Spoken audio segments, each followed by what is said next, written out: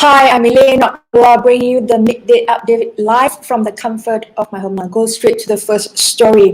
The Prime Minister has announced that a confidence vote will be tabled in the Dewan Rakyat when it convenes next month, insisting that he still has the required majority support from lawmakers in the form of statutory declarations or SDs to lead Malaysia.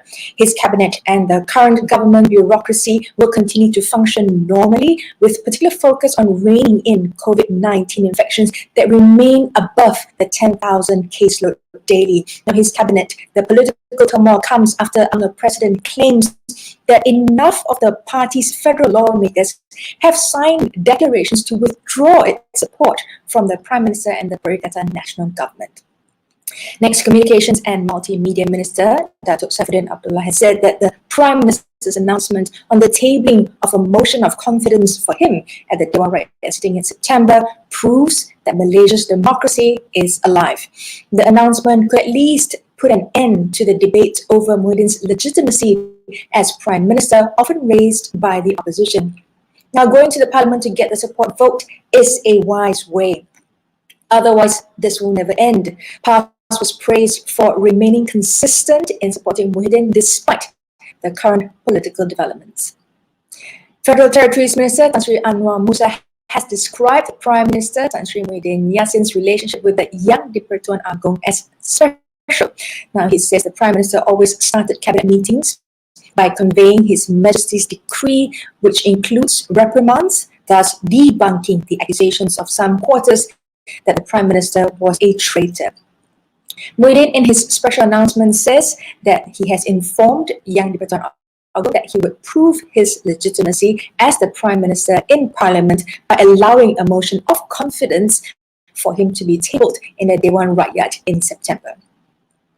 Next, the announcement by Prime Minister Tan Sri Muhyiddin Yassin concerning the tabling of a motion of confidence for him in Parliament next month is in line with the democratic practice. Political and government analyst Dr. Al-Azhari Siddiq Kamunri says that the motion is crucial for Muhyiddin to show that he and his government still have the majority support of the members of Parliament or MPs.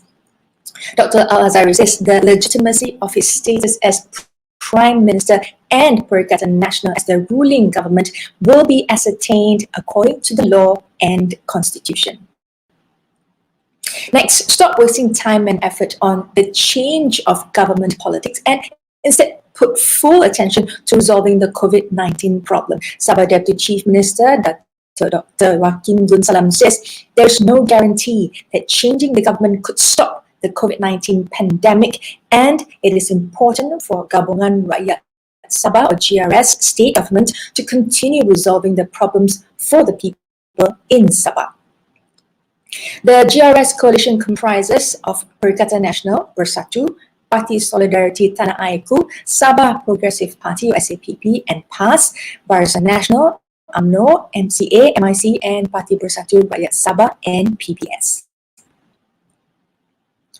Meanwhile, Parti Warisan Sabah Warisan President Datuk Sri Muhammad Shafiq Abdul says the party is firm in its stand not to support the Perikatan Nasional or PN government, as well as any news or reports claiming otherwise were false or malicious. He added that Warisan wants Parliament to be convened immediately to show whether Prime Minister Tan Sri Muhyiddin Yassin indeed has the support of the House.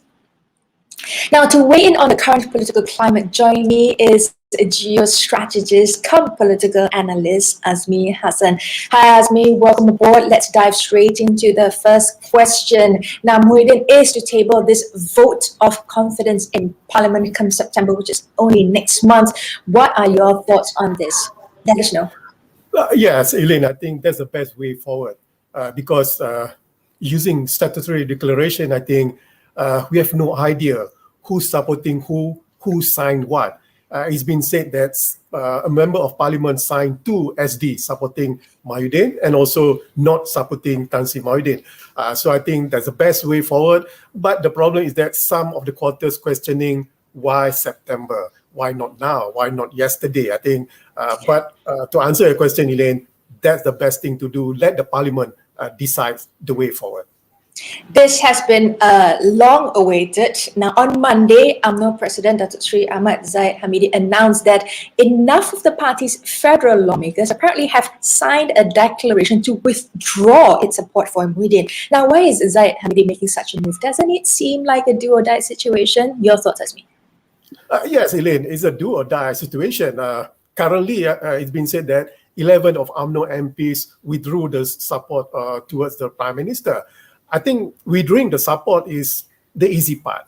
The harder part is that I think UMNO and also Pakatan Harapan should bring forward who is their Prime Minister of choice, their Prime Minister designated, because we cannot let the government or the government hanging just by withdrawing the support. I think it's a do or die situation. But again, out of 38 UMNO MPs, only 11 so far withdraw the support. I think it says a lot about UMNO itself, whether it is divided into 2 camps or 3 camps or with 4 camps. We have no idea that that is happening in UMNO, Elaine.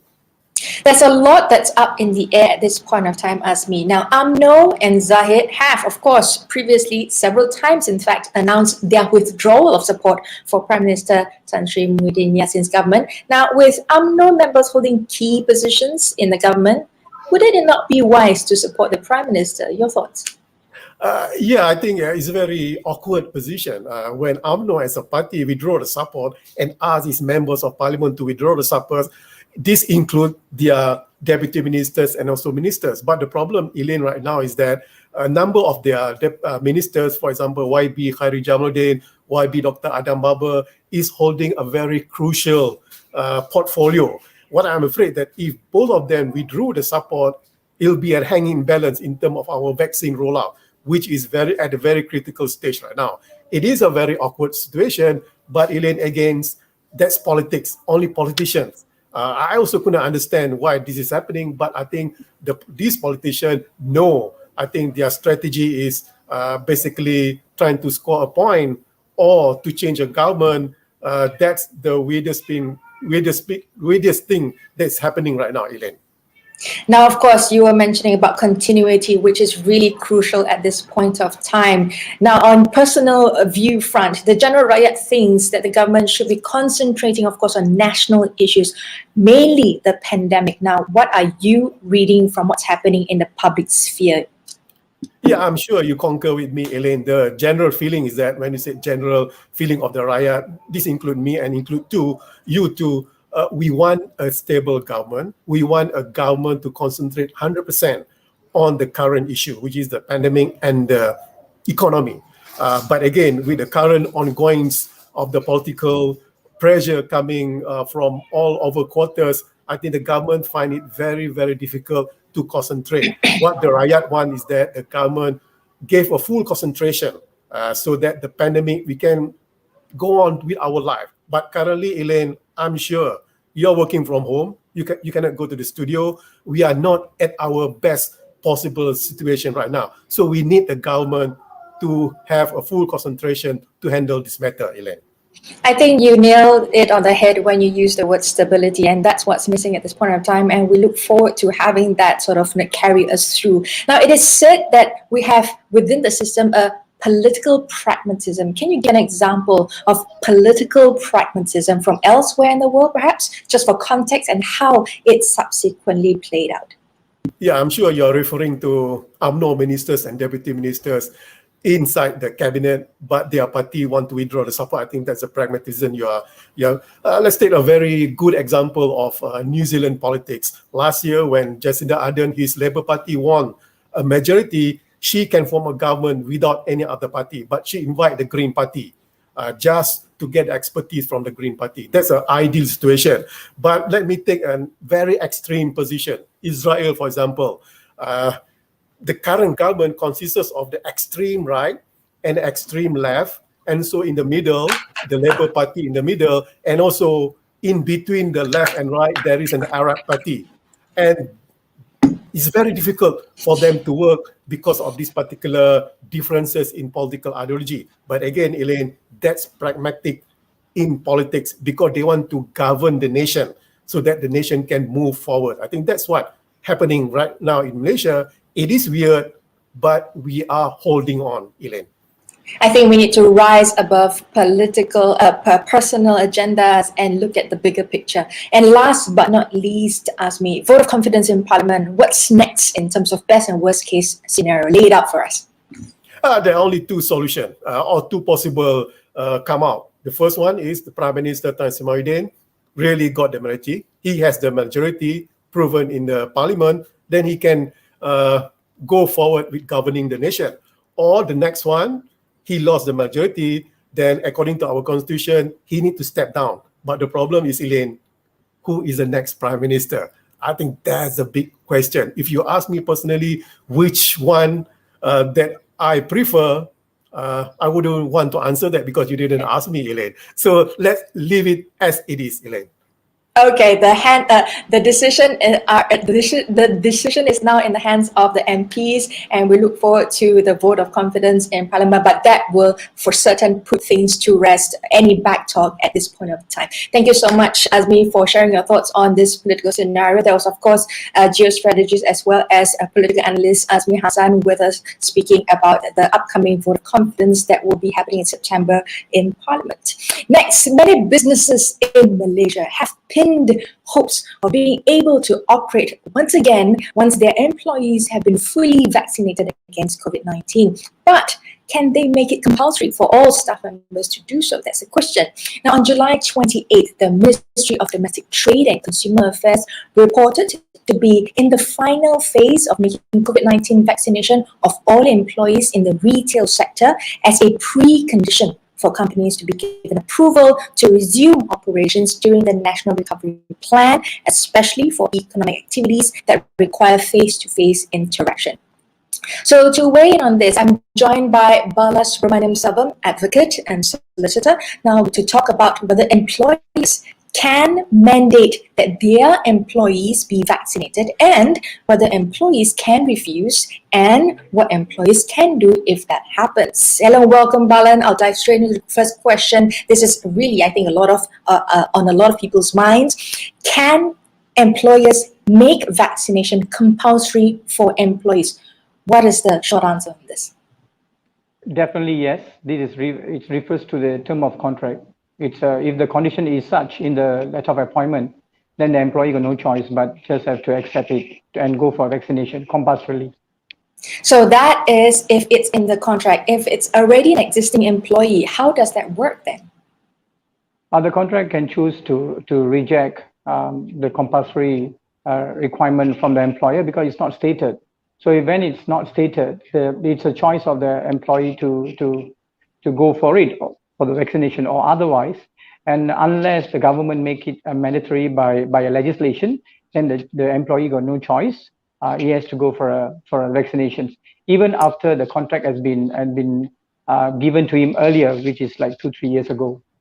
So as it stands at this point of time, what you're saying is that if you are an existing employee with a pre-existing contract, there is an employer is not able to force or make it compulsory. But if it's a new contract at this point of time, it can be placed into the contract. So what happens now?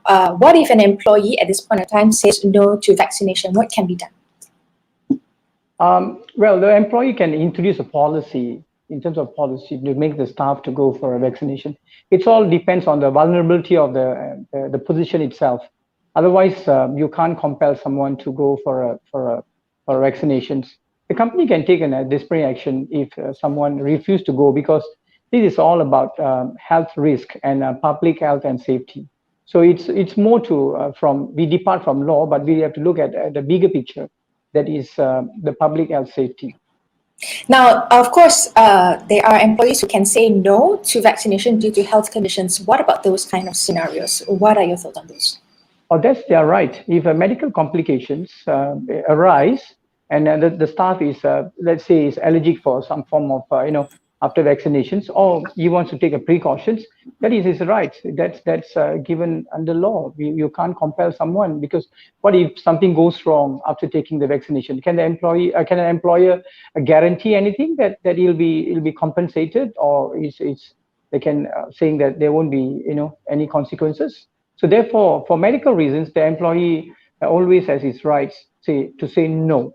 and this is subject to what you call laboratory examinations to say that the person say that if the employee said no, I can't go for medical reason, he has to supplement with medical evidence. But I think by law, it seems that everyone has a right to choose to or choose not to. What are your thoughts on that? Well, that's a right which is enshrined in law. So you can't compel someone. That's the personal right. That's rule of law. If there's no such a provision to say that you must go, then you can't compel the employee. That's against their rights. This is inalienable rights given to them. So we have to look at it. So it's for the government to table a motion in Parliament to make it compulsory.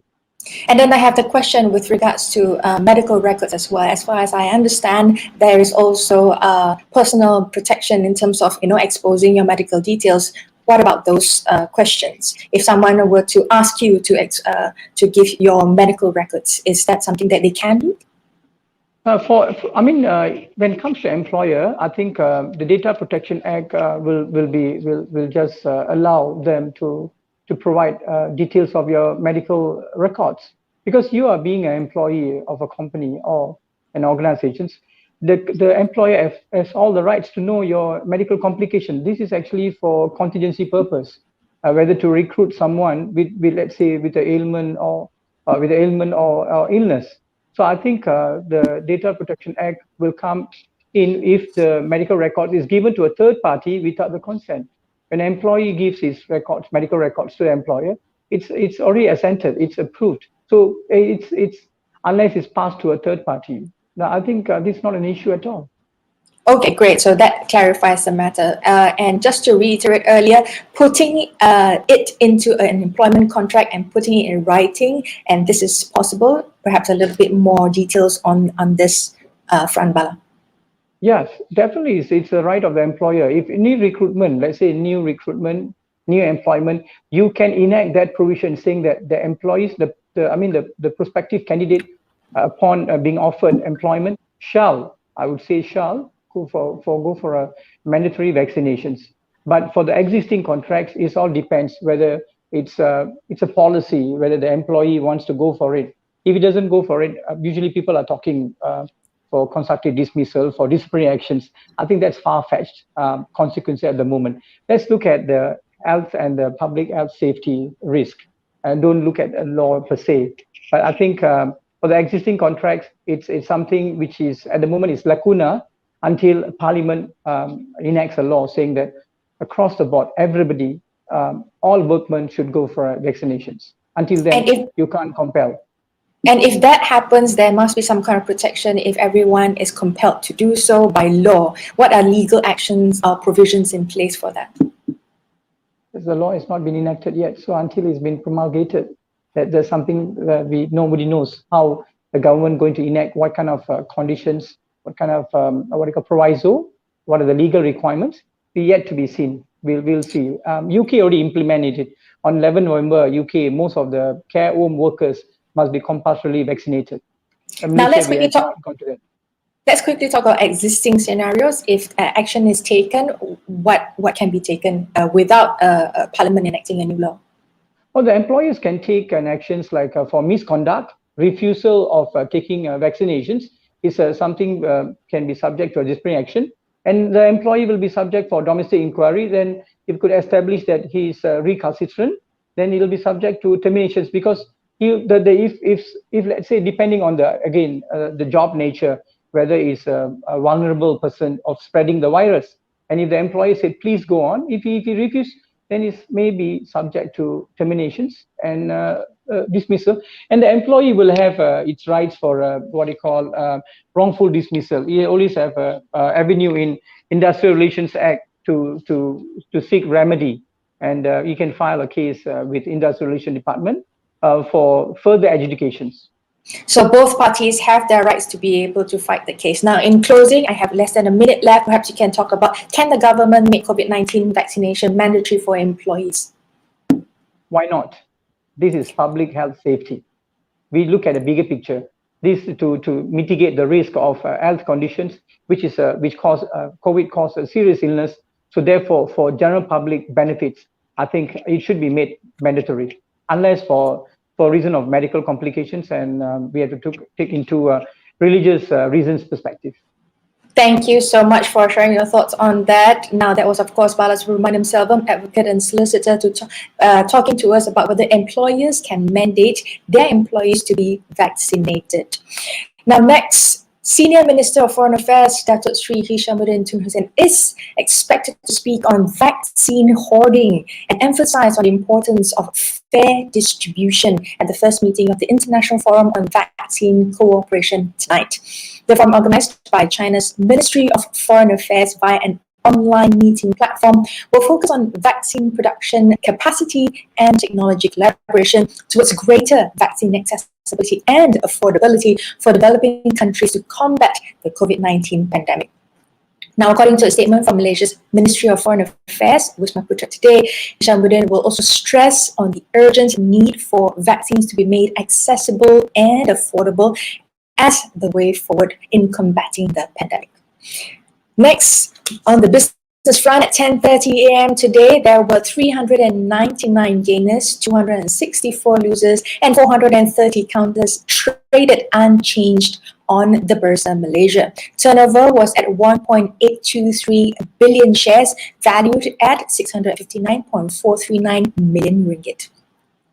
And the ringgit ended marginally higher against the US dollar today, but remained in a relatively tight trading range due to the weak oil prices. At 6 p.m., the local note stood at 4.2180/2230 versus the greenback from yesterday's close of 4.2185/2215. Next, airline industry statistics have confirmed that 2020 was the worst year on record. The International Air Transport Association, IATA, says IATA World Air Transport Statistics for 2020 revealed that 1.8 billion passengers flew in 2020, a decrease of 60.2% compared with 4.5 billion in 2019. The figures demonstrated the devastating effects of the COVID-19 crisis on global air transport during the year. And next, Thai agricultural exports rose 20% in the first 6 months of 2021, driven by soaring sales of fresh fruit. According to the Commerce Ministry, fresh fruit exports were up by 42.21% from the same period of last year, earning $2.89 billion or 88.9 Thai baht. And now we're going to get Gerard to come in to talk to us about international news stories. Gerard, over to you. Thank you very much, Elaine. A quick look at what's happening internationally. This is our international snapshot.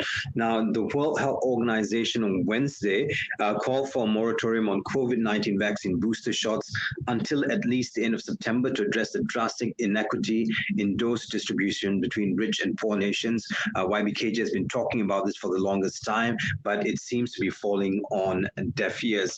Now, moving along, UN WHO report reveals that hundreds of health workers and patients have been killed and injured in the last few years. WHO says the surveillance system for attacks on healthcare from 2018 to 2020 recorded incidents from 17 countries in hostile environments. These countries are Ethiopia, Mozambique, Nigeria, the Central African Republic, and Somalia. All these countries are affected. Now, closer to home in ASEAN, we have appointed a new foreign minister, or rather not a new foreign minister, foreign ministers from ASEAN, sorry, I'll read that again. Foreign ministers from ASEAN have appointed Brunei's second ministers for foreign affairs. His name is Erwan Yusof, as a special envoy to Myanmar. Now, Erwan has been tasked with ending the violence in Myanmar, opening dialogue between the military rulers and their opponents in the crisis-torn country. At least that's what he's going to try. The diplomat will also oversee a humanitarian aid package. Of course, there are no details so far as to the assistance that we're going to be giving out or that's going to be sent to Myanmar from these countries who have come up with this initiative. And in the US, they are going to open their borders very soon. They plan to eventually begin allowing fully vaccinated foreigners to come back. I don't know how they're going to triage this, but Biden's administration says it recognizes the importance of international travels and wants to work on it as soon as possible. And that's all we have in our international snapshot. It's back to you, Elaine. Thank you so much for that, Gerard. Now we'll quickly talk about what's trending on Twitter. The trending topics are Pandalela, of course, tweets congratulating our national diver Pandalela Renong has been flooding all over Twitter upon her achievement in qualifying towards the women's 10-meter finals event at the Tokyo Olympics. Go Pandalela! And China, people on Twitter have been expressing their awe for the talent and achievement of 14-year-old Tokyo Olympics diver Chuan Hongchan from China. So that was what's on Twitter. And in closing, get vaccinated, wear a mask, save lives. That's all from me, Elaine, ABDULLAH. This was the Midday Update. Bye for now.